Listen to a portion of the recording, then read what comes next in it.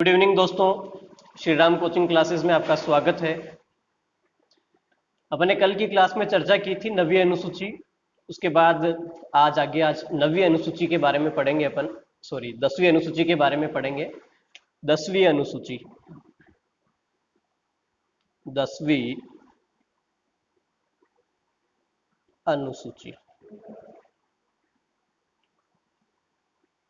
10वीं अनुसूची की अगर बात की जाए तो आपको, जैसे मैंने पिछली क्लास में बताया था कि मूल संविधान में 8 अनुसूचियां थी, उसके बाद 4 अनुसूचियां बाद में जोड़ी गई थी। तो 10वीं अनुसूची संविधान में कब जोड़ी गई? पहला अगर देखें अपन तो 10वीं अनुसूची संविधान में अगर बात की जाए तो 10वीं अनुसूची 52वें संविधान संशोधन 52वें संविधान संशोधन 1985 के द्वारा जोड़ी गई थी। 52वें संविधान संशोधन 1985 यानी कि राजीव गांधी की सरकार थी। किसकी सरकार थी? प्रधानमंत्री राजीव गांधी के कार्यकाल के दौरान 10वीं अनुसूची संविधान में जोड़ी गई थी। अब इस 10वीं अनुसूची में अगर बात करें तो 10वीं अनुसूची में किसके बारे में प्रावधान किया गया है? तो 10वीं अनुसूची के अंतर्गत दल बदल विरोधी कानून के बारे में प्रावधान किया गया, यानी कि दल बदल विरोधी कानून का उल्लेख 10वीं अनुसूची में है। वापिस रिपीट करता हूं, 10वीं अनुसूची 52वें संविधान संशोधन 1985 के द्वारा राजीव गांधी के समय जोड़ी गई थी। इस 10वीं अनुसूची में दल बदल विरोधी कानून के बारे में प्रावधान है। अगर अपन बात करें दल बदल विरोधी कानून की, तो मूल संविधान में इसके बारे में कोई ज्यादा विशेष प्रावधान नहीं थे। तो दल बदल विरोधी कानून की आखिरकार जरूरत क्यों पड़ी? दल बदल विरोधी कानून की आवश्यकता क्यों पड़ी? यह कानून संविधान में क्यों जोड़ा गया? अगर अपन देखें दल बदल विरोधी कानून के बारे में, तो दल बदल विरोधी कानून जोड़ा गया था, इसके पीछे प्रमुख कारण था विधायक हो या सांसद हो, उनकी हॉर्स ट्रेडिंग, है ना, हॉर्स ट्रेडिंग को रोकना। और दूसरा महत्वपूर्ण कारण था कि आया राम गया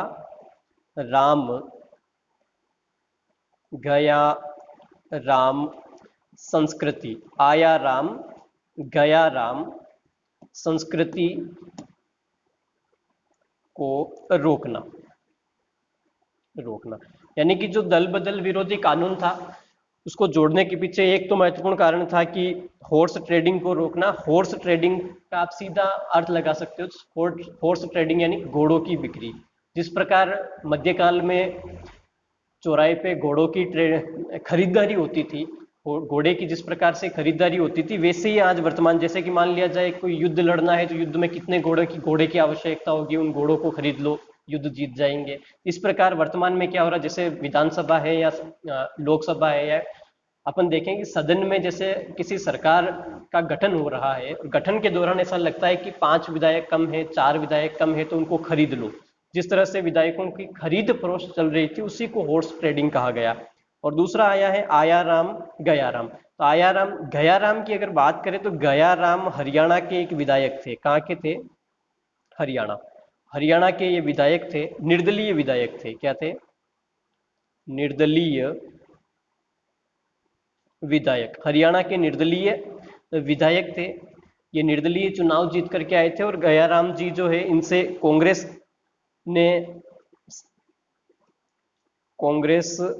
पार्टी जो थी, इस कांग्रेस पार्टी के अध्यक्ष हैं, क्योंकि कांग्रेस पार्टी ने गया राम से मुलाकात की, मीटिंग हुई और गया राम ने कांग्रेस पार्टी ज्वाइन कर ली। जैसे ही इन्होंने कांग्रेस में अपना विलय किया, यूं कहें कांग्रेस से जाकर के मिले, तो कांग्रेस के अपोजिट एक दूसरी पार्टी थी, उसका नाम है यूनाइटेड फ्रंट। क्या नाम है? United front.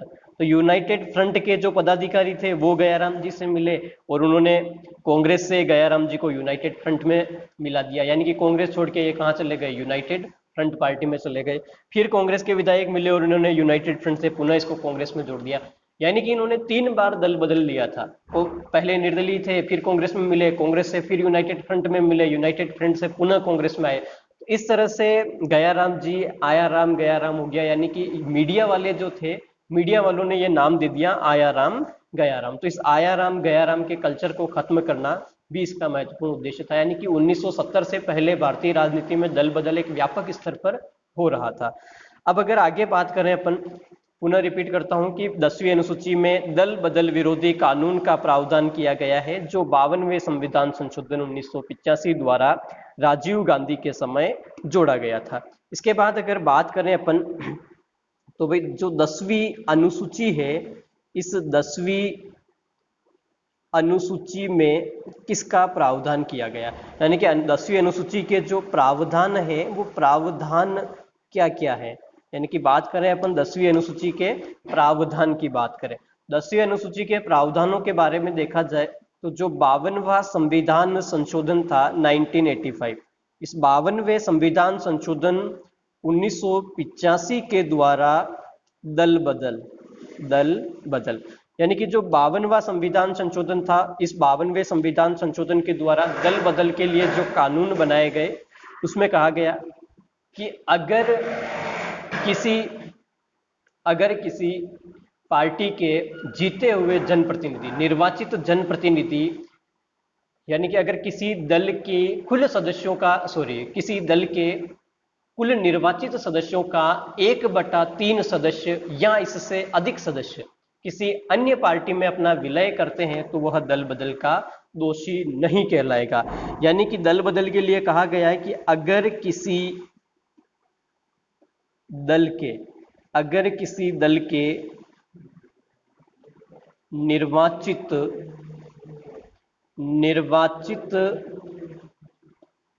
सदस्यों का 1/3 या इससे अधिक, यानी कि अगर किसी दल के निर्वाचित सदस्यों का 1/3 या इससे अधिक किसी अन्य पार्टी में मिलते हैं तो वो दल बदल के दोषी नहीं पाए जाएंगे। ये प्रावधान किए गए थे 52वें संविधान संशोधन 1985, यानी कि राजीव गांधी की सरकार ने इस तरह के प्रावधान किए गए थे। इसके बाद अगर बात करें तो अगर देखा जाए यहाँ पर कि अगर किसी दल के कुल निर्वाचित सदस्य जो 1/3 है, 1/3 से कम सदस्य किसी अन्य दल में मिलते हैं, 1/3 से कम सदस्य किसी अन्य दल में अगर मिलते हैं तो उनकी सदस्यता क्या कर दी जाएगी, मिलते हैं तो उनकी सदस्यता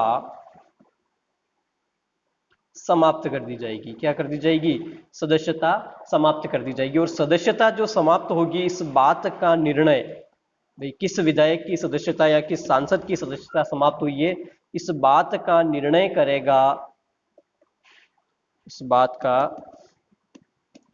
करेगा संबंधित सदन का अध्यक्ष या सभापति। यानी कि अगर 1/3 सदस्यों से कम सदस्य किसी अन्य दल में विलय करते हैं तो उनकी सदन की सदस्यता समाप्त हो जाएगी, और सदन की जो सदस्यता समाप्त होगी इसका निर्णय कौन करेगा? सदन का अध्यक्ष या सभापति।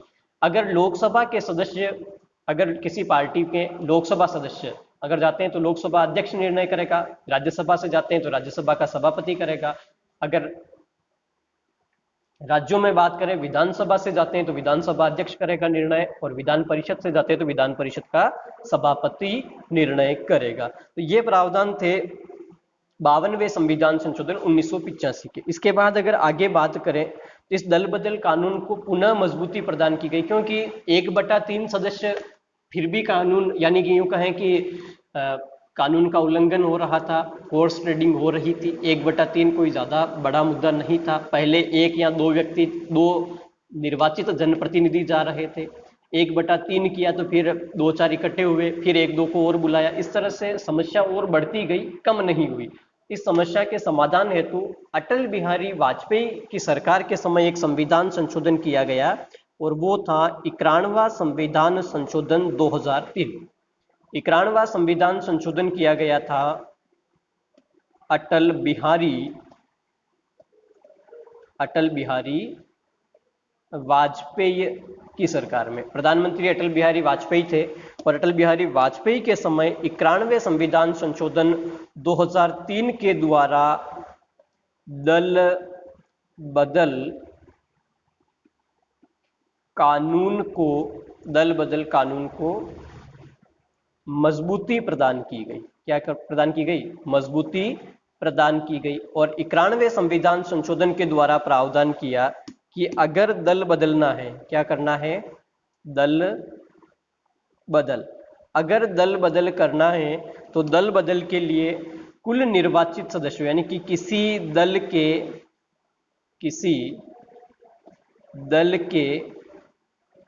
कुल निर्वाचित सदस्यों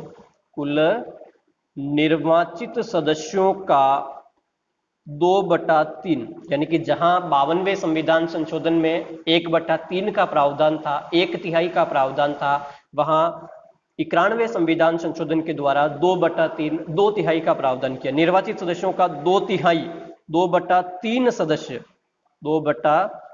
सदस्य दल बदल सकते हैं। यानी कि 2/3 सदस्य अगर दल बदलते हैं तो उनकी सदन की सदस्यता समाप्त नहीं होगी। और 2/3 सदस्य अगर दल बदलेंगे तो वो दल बदल नहीं कहलाएगा, जबकि उस पार्टी का विलय कहलाएगा। क्या कहलाएगा? विलय कहलाएगा। लाइन को अच्छे से याद रखना है कि अगर 2/3 सदस्य किसी अन्य पार्टी में विलय करते हैं तो वो दल बदल नहीं कहला करके पार्टी का विलय कहलाएगा। उदाहरण के तौर पर वर्तमान में जैसे समाजवादी पार्टी के 6 के 6 विधायक कांग्रेस में मिल गए थे तो उनका दल बदल न कहला के वो विलय कहलाया था। यानी कि यहाँ पर स्पष्ट हो चुका है कि 91वें संविधान संशोधन के द्वारा 2/3 का प्रावधान किया। और आपको पता होना चाहिए दल बदल के समय जो जनप्रतिनिधि होते हैं उन्हें इस प्रकार का प्रलोभन दिया जाता है कि अगर आप अपनी पार्टी छोड़ करके हमारी पार्टी में विलय करते हो तो आपको मंत्री बना दिया जाएगा। इन मंत्री पद का जो है लालच दिया जाता है। तो इस आधार पर अगर देखा जाए तो 2003 से पहले या यूं कहें इस कानून से पहले मंत्रिमंडल का जो विस्तार, एक व्यापक तौर पर मंत्रिमंडल का विस्तार हो गया था। एक ही विभाग में कई 2-2, 3-3 मंत्री अतिरिक्त कार्यभार देकर के बना दिए गए थे। तो इस 91वें संविधान संशोधन के द्वारा ही मंत्री परिषद है ना, मंत्री परिषद जो है उसकी संख्या को भी सीमित किया, यानी कि कुल संख्या का 15% मंत्री परिषद रखा। कितना रखा? 15%। यानी कि राजस्थान में कुल 200 विधायक हैं तो 200 का 15% ही मंत्री बनेंगे, मुख्यमंत्री सहित 15% ही बनेंगे। यानी कि 30 मंत्री ही बन सकते हैं। कितने बन सकते हैं? अधिकतम 30 मंत्री ही बन सकते हैं मुख्यमंत्री सहित। छोटे राज्य हैं गोवा, मिजोरम जैसे अगर छोटे राज्य हैं तो वहां पर 12 मंत्री, कितने? वहां 15% न रह करके कितने हो जाएंगे? 12, एक मुख्यमंत्री प्लस 11। दिल्ली जो केंद्र शासित प्रदेश है उसके लिए विशेष प्रावधान है, वहां पर 8 मंत्री बनेंगे। कितने बनेंगे? 8 मंत्री बनेंगे। तो जो 15% का प्रावधान रखा था मंत्री परिषद के बारे में वो भी 91वें संविधान संशोधन 2003 के द्वारा हुआ था। और 91वें संविधान संशोधन के द्वारा इस कानून को मजबूती प्रदान की तथा दल बदल के लिए 1/3 की जगह 2/3 का प्रयोग किया गया। इसके बाद अगर आगे बात करें तो इन प्रावधानों के आधार पर देखें अपन कि भाई दल बदल का दोषी किसे माना जाए। महत्वपूर्ण मुद्दा है कि दल बदल का दोषी किसे माना जाए। यानी कि जो दल बदल हो रहा है उस दल बदल में दोषी किसे माना जाए। दल बदल किया है उसका अयोग्य उम्मीदवार कौन है। तो अयोग्य उम्मीदवार की अगर बात करें अपन तो दल बदल का दोषी माना जाएगा कि निर्वाचित सदस्य, पहला है आपके सामने कि निर्वाचित सदस्य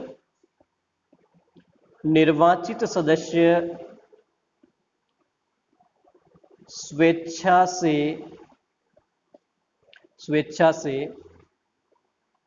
दल छोड़ दे।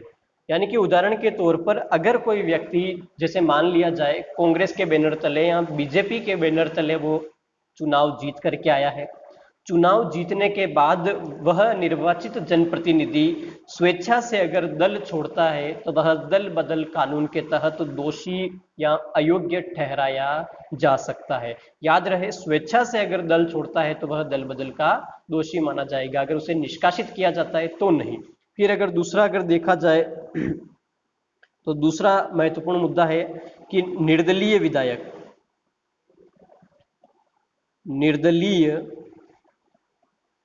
निर्दलीय विधायक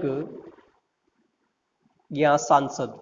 निर्दलीय विधायक किसी दल में मिलता है, किसी दल में मिलता है। अगर कोई निर्दलीय विधायक या सांसद है वो किसी दल में अपना विलय करता है तो वो भी दल बदल के तहत अयोग्य घोषित किया जाएगा। यानी कि निर्दलीय विधायक किसी दल में मिल नहीं सकता है लेकिन समर्थन कर सकता है, समर्थन दे सकता है उसे अपना, लेकिन अपना किसी दल में विलय नहीं करेगा, तो ये भी दल बदल के तहत अयोग्य घोषित किया जाएगा। फिर अगर देखा जाए कि कोई मनोनीत सदस्य है, क्या है, मनोनीत सदस्य।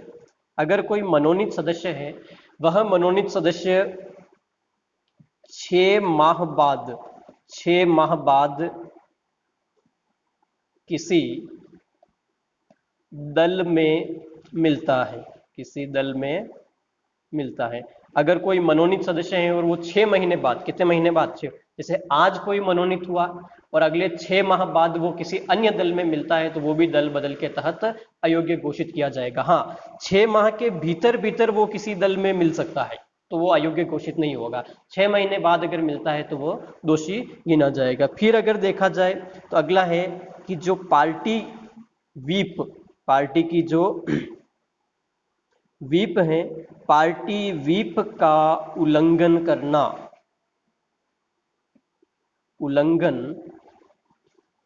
करना।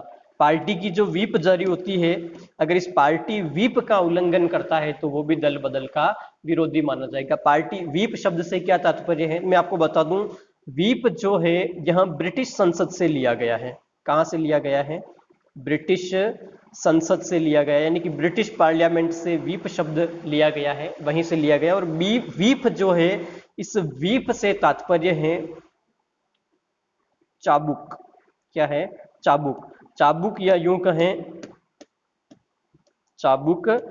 यूं कहें नियंत्रणकर्ता, नियंत्रित करता। व्हीप से तात्पर्य चाबुक या यूं कहें नियंत्रण करने वाला। आसान शब्द में याद रखना है आपको, व्हीप से तात्पर्य नियंत्रण करना। प्रत्येक पार्टी में एक व्हीप अधिकारी होता है। जैसे कांग्रेस है तो वो अपने किसी एक व्यक्ति को नियुक्त करेगी, बीजेपी है तो वो किसी एक को नियुक्त करेगी, समाजवादी पार्टी है तो किसी अपने एक जनप्रतिनिधि को नियुक्त करेगी। तो प्रत्येक पार्टी में एक व्हीप अधिकारी नियुक्त किया जाता है। इसके बाद अगर बात की जाए तो व्हीप किसके विरुद्ध जारी होगी, ये बात आपको ध्यान रखनी। तो व्हीप जारी होगी केवल सांसद और विधायक है उनके विरुद्ध ही व्हीप जारी होगी। पार्टी के किसी अन्य कार्यकर्ता के खिलाफ व्हीप जारी नहीं होगी। जो एमपी एमएलए है या मंत्री है उनके खिलाफ ही व्हीप जारी होगी, अन्य कार्यकर्ताओं के ऊपर व्हीप जारी नहीं होगी। और याद रखना है कि व्हीप जो है सदन की कार्यवाही के दौरान, सदन की कार्यवाही के दौरान जारी होगी, सदन के बाहर की कार्यवाही में जारी। अभी ये चर्चित मुद्दा है, आपने देखा होगा कि हाल ही में राजस्थान सरकार में जिस तरह से कांग्रेस के जो बागी विधायक थे 19, उन बागी विधायकों में से कुछ विधायकों के खिलाफ विधानसभा अध्यक्ष सीपी जोशी ने व्हीप जारी की थी। और जैसे ही सीपी जोशी ने व्हीप जारी की, न्यायपालिका में इसको चुनौती दी गई और न्यायपालिका में स्पष्ट रूप से कह दिया था कि व्हीप जो है सदन की कार्यवाही या सदन के अंदर जारी होगी, बाहर व्हीप जारी नहीं होगी।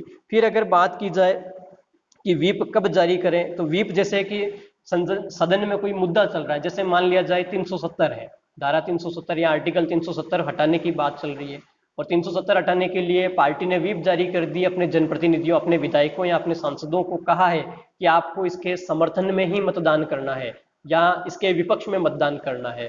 तो समर्थन में मतदान करना मतलब समर्थन में ही मतदान करना है। या फिर विपक्षी पार्टी है उसने कह दिया है कि 370 के खिलाफ मतदान करना है और आप चाहते हो कि अच्छा कार्य हो रहा है, मैं इसके खिलाफ वोट नहीं करूं, पक्ष में ही वोट करूं, तो पार्टी ने कहा है कि विपक्ष में वोट करना, लेकिन आप उसके पक्ष में वोट कर रहे हो, तो ऐसी स्थिति में व्हीप का उल्लंघन माना जाएगा।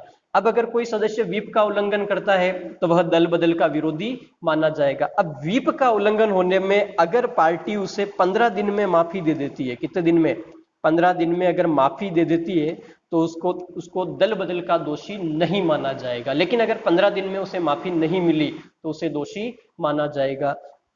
इस प्रकार से आपको व्हीप स्पष्ट हुआ होगा, ये करंट मुद्दा चल रहा है अभी, आपको ध्यान रखना है। तो दल बदल के दोषी कौन कौन माने जाएंगे? एक तो निर्वाचित सदस्य स्वेच्छा से दल छोड़ दे, दूसरा निर्दलीय विधायक किसी दल में अपना विलय कर दे, तीसरा मनोनीत सदस्य 6 माह बाद किसी दल में मिलता है तो वो दल बदल का दोषी माना जाएगा।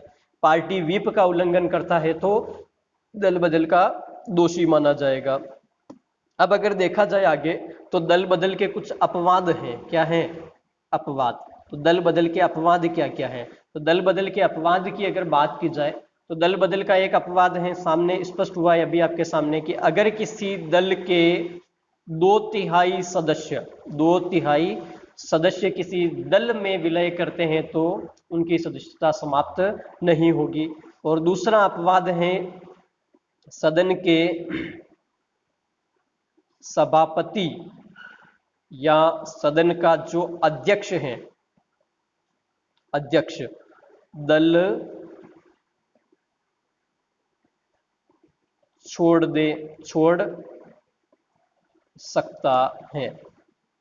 सकता है। यानी कि सदन का जो सभापति या अध्यक्ष है वो अपना दल छोड़ सकता है। अगर उसने अपना दल छोड़ा है तो वो दल बदल नहीं कहलाएगा, क्योंकि अध्यक्ष या सभापति ऐसी परंपरा है कई विकसित डेमोक्रेसी में, वहां पर जो सदन का सभापति या अध्यक्ष होता है वो अपने दल से त्याग पत्र दे देता है और उसके बाद निष्पक्ष रूप से वह सदन की कार्यवाही को संचालित करता है। इसी प्रकार भारत में अगर देखा जाए तो एक नाम आता है सोमनाथ चटर्जी। सोमनाथ चटर्जी ने अध्यक्ष बनने के बाद अपने दल की सदस्यता छोड़ दी थी।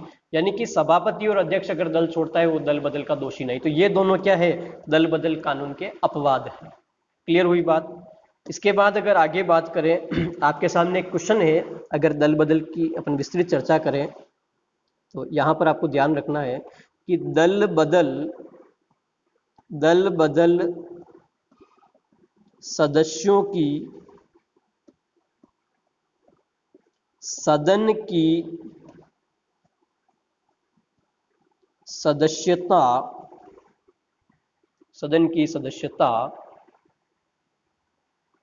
समाप्ति का निर्णय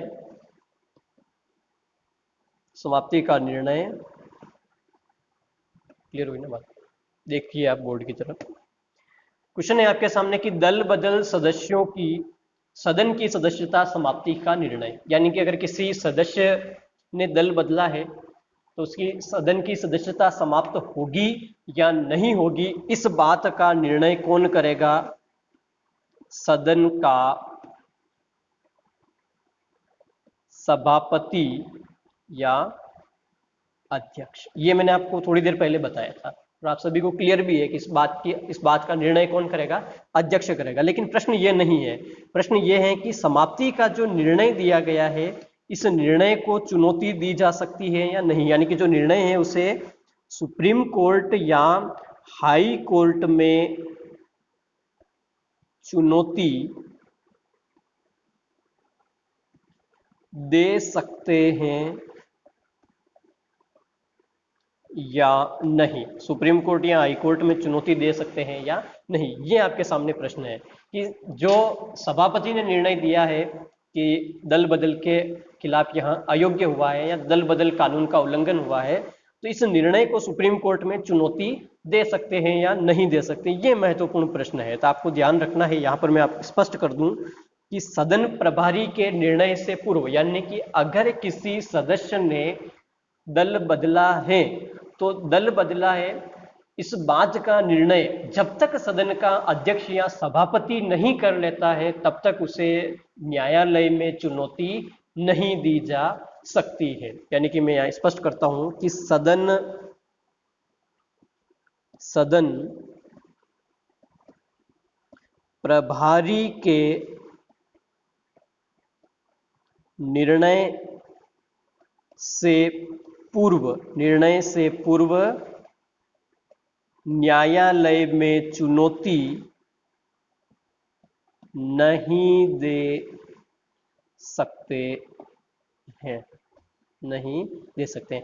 अगर किसी सदस्य ने दल बदला है और दल बदल कानून के तहत उसे अयोग्य घोषित करना है, तो इसके लिए जब तक सदन का जो प्रभारी है, सभापति या अध्यक्ष है, वो यहाँ स्पष्ट नहीं कर देता है कि यह दल बदल कानून के खिलाफ या दल बदल के तहत अयोग्य है, तब तक आप उसे न्यायालय में चुनौती नहीं दे सकते हो। अब यहाँ पर प्रश्न ये उठता है कि सदन का प्रभारी अपना निर्णय कितने समय में देवे। सदन का जो प्रभारी है वो अपना निर्णय कितने समय में दे। तो निर्णय, सदन का जो सभापति है उसकी निर्णय की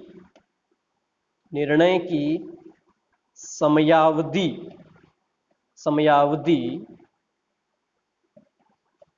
निश्चित नहीं है। निर्णय कितने दिनों में दे, कोई फिक्स नहीं है, उसकी इच्छा हो तब वो निर्णय दे। जैसे उदाहरण के तौर पर मान लिया जाए कि कांग्रेस मध्य प्रदेश की अगर अपन बात कर लें या कर्नाटक की बात कर ले, वहां पर ऐसे कई उदाहरण देखने को मिल जाते हैं। उधर तेलंगाना की बात कर ले, तो यानी कि कोई भी सदस्य दल छोड़ करके आता है और सदन के सभापति को लगता है कि इसके आने से मेरे पार्टी की सरकार बनी है, तो वो इस बात को टालता रहेगा कि हाँ देखता हूँ, हाँ देखता हूँ, हाँ देखता हूँ, और ऐसे करते करते कार्यकाल पूरा निकाल देगा, वो निर्णय नहीं देगा क्योंकि पाबंदी नहीं है। लेकिन यहाँ पर आगे अगर बात करें कि सदन के सभापति ने अगर निर्णय दिया है, अगर बात करें यहाँ पर सदन प्रभारी ने या सदन प्रभारी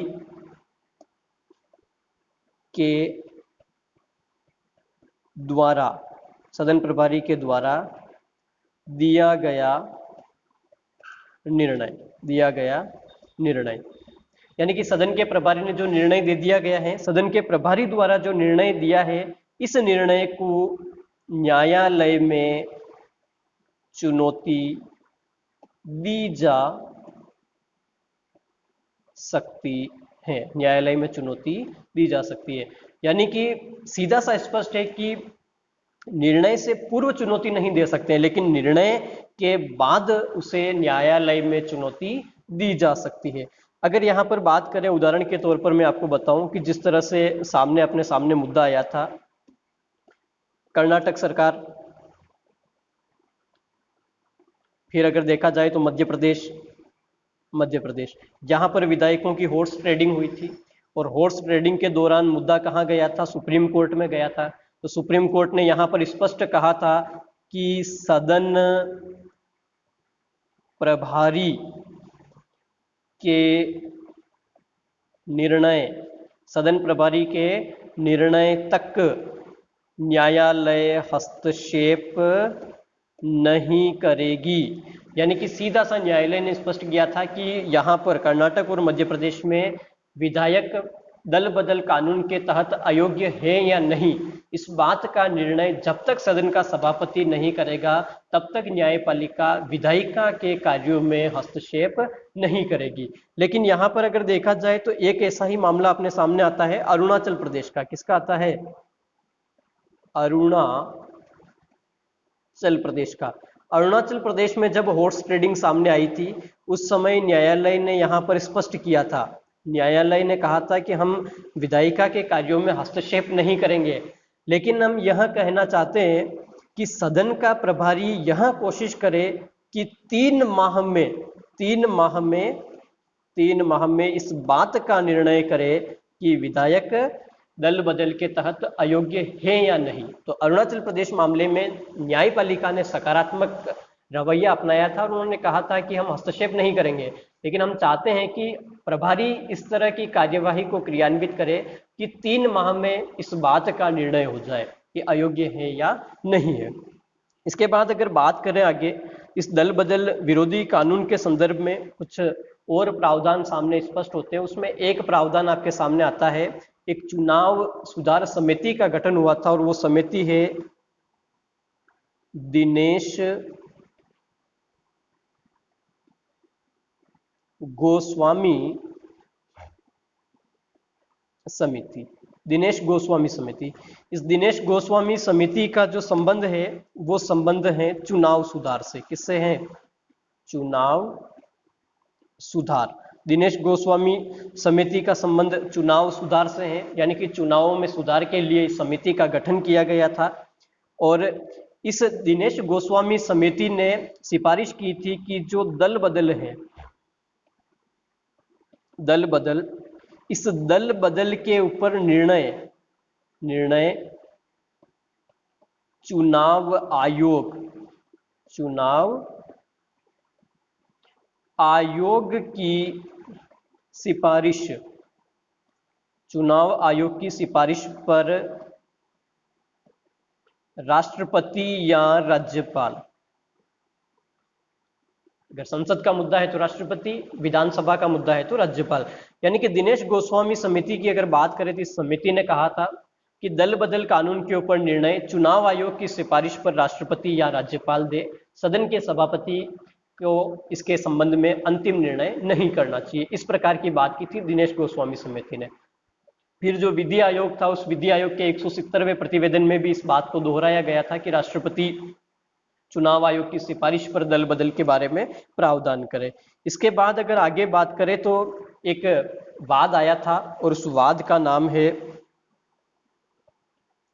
कि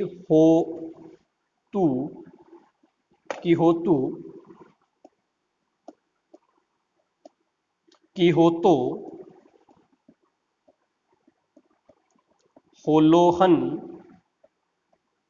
वर्सेस जातिल्लू, ना थोड़ा अटपटा नाम है, 1993। कीहोतु होलोहन जाचिल्लू वाद 1993। इस वाद की अगर बात की जाए तो इस वाद में उच्चतम न्यायालय ने अपना निर्णय सुनाते हुए कहा था, यानी कि उच्चतम न्यायालय ने कहा था कि विधानसभा अध्यक्ष, यानी कि दल बदल कानून के संदर्भ में बात करें तो इस कीहोतु होलोहन वाद में कहा गया था कि विधानसभा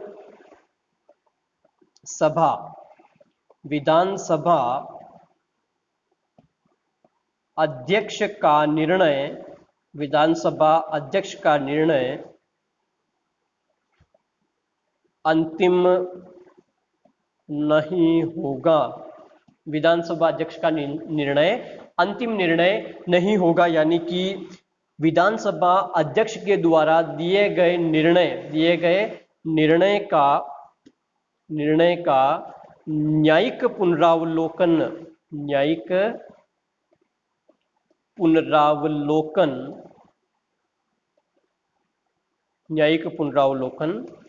हो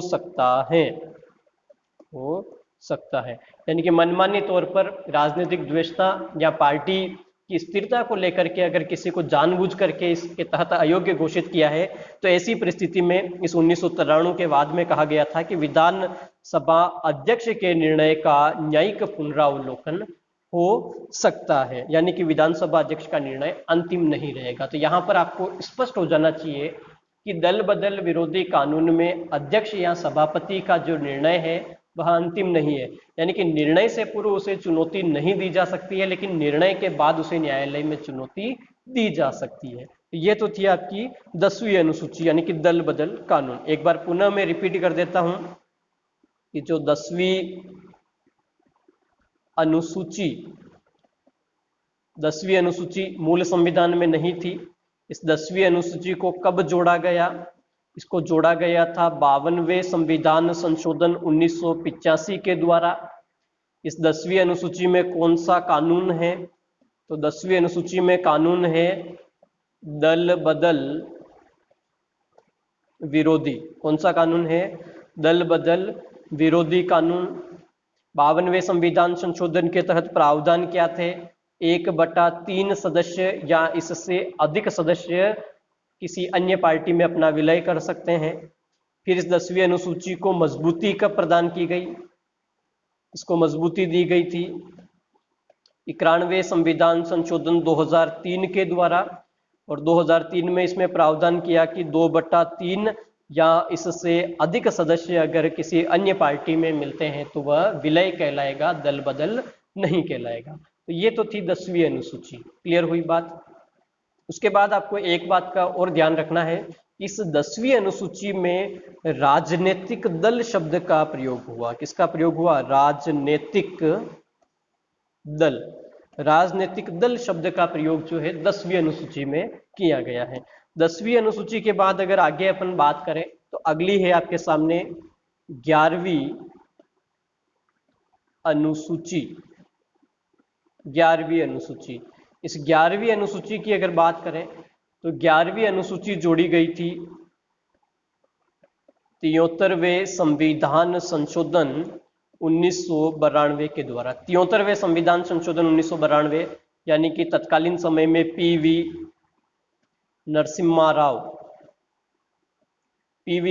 राव की सरकार थी और पीवी नरसिम्हा राव की सरकार ने 73वें संविधान संशोधन 1992 के द्वारा 11वीं अनुसूची जोड़ी और इस 11वीं अनुसूची में पंचायती राज व्यवस्था को संवैधानिक दर्जा प्रदान किया गया, यानी कि पंचायती राज को संवैधानिक दर्जा दिया गया था। आप सभी को पता है कि पंचायती राज को इस 11वीं अनुसूची के तहत कुल 29 विषय प्रदान किए गए। कितने विषय? 29 विषय प्रदान किए गए थे और यह 73वां संविधान संशोधन लागू हुआ था 1993 से 24 अप्रैल 1993 से लागू हुआ था। और पंचायती राज का उल्लेख पहले भी अपन ने चर्चा की थी, इसका उल्लेख संविधान के भाग 9 और अनुच्छेद की अगर बात की जाए तो अनुच्छेद है कौन सा? 243 से लेकर के अनुच्छेद 243 ओ तक किया गया है। याद रहे 11वीं अनुसूची का संबंध किससे है? पंचायती राज से है। 11वीं अनुसूची का संबंध किससे है? पंचायती राज से है। फिर अगर इसके बाद आगे बात करें अपन तो अगला है आपके सामने 12वीं अनुसूची। 12वीं अनुसूची, इस 12वीं अनुसूची की अगर बात करें अपन तो 12वीं अनुसूची जोड़ी गई थी 74वें संविधान संशोधन 1992 के द्वारा। 74वें संविधान संशोधन 1992 के द्वारा 12वीं अनुसूची जोड़ी गई, वही पीवी नरसिम्हा राव की सरकार थी। और इस 12वीं अनुसूची में नगरीय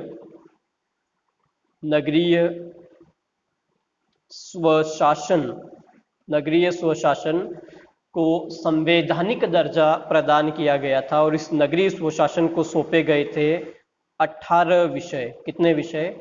18 विषय सौंपे गए। त्रिस्तरीय ढांचा है ये भी। तो नगरीय स्थानीय स्वशासन को 74वें संविधान संशोधन 1992 के द्वारा संवैधानिक दर्जा दिया गया और 12वीं अनुसूची जोड़ी गई।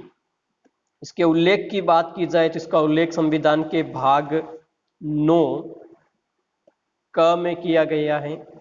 अनुच्छेद की अगर बात की जाए तो अनुच्छेद 243 ओ से लेकर के अनुच्छेद 243 पी से लेकर के अनुच्छेद 243 जेड जी तक इसके प्रावधान थे। ये तो थी आपकी अनुसूची, यानी कि 1 से 12 तक अपन अनुसूचियों की चर्चा की है। अगली क्लास में कोई अगला नया टॉपिक लेंगे। Thank you.